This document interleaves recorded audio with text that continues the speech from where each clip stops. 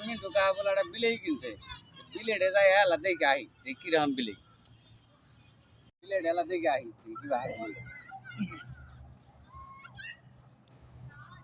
কাহা কাকা এটা কি কিনছ এটা বাবু কিনছি বিদেশি বিলাই। বিদেশি বিলেই হ্যাঁ, কয়টা দিয়ে কিনছিলে এটা বাবু আমি কিনছিলাম 12,000 টাকা দিয়া।